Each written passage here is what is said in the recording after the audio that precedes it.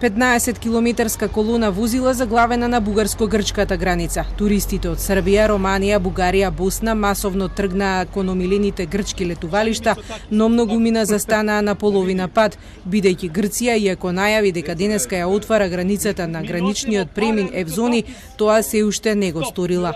Од македонска страна велат дека се пропуштени 30 на возила кои биле со европски пасош, но дека грчките граничари се уште не ја криваат рампата за туристите кои транзитираат низ Македонија.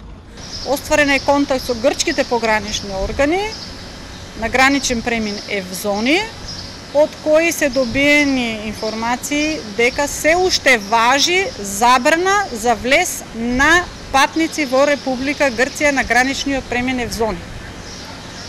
Тоа значи дека сите страни државени кои што транзитираат низ Република Северна Македонија слободно транзитираат низ нашиот граничен премин Богородица, но од страна на грчките погранични органи не им се дозволува влез во Република Грција и истите повторно ни се враќаат на влез. Возилата се пренасочија кон бугарската граница на преминот Прохоманос, но Бугарија и натаму не дозволува влез за српските туристи, што предизвика револт кај патниците. Не вратија од Евзони, рекоа дека е се уште затворено, но дека работите може да се сменат уште во текот на денот, а од граничниот премин Кулата Прохоманос враќаат српски возила и возила од Босна, сведочат српските туристи кои немаа на крај друг избор освен да се вратат назад. Иако Македонија дозволи транзит на странски туристи со задржување во земјата најмногу 5 часа, Грција сепак одлучи да почека до 1 јули, кога ќе дозволи влез на српските, македонските и албанските туристи, односно земјите од Западен Балкан, според препораките на Европската комисија.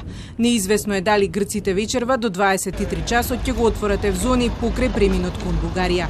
Грчкиот министер за туризам Харис Теохарис најави дека границите за туристите ќе бидат отворени во 2 фази. Првата фаза е граничниот премин кон Бугарија да биде отворен денеска, а за 2 недели, односно на 1 јули, во Грција ќе може да влезат македонците и албанците.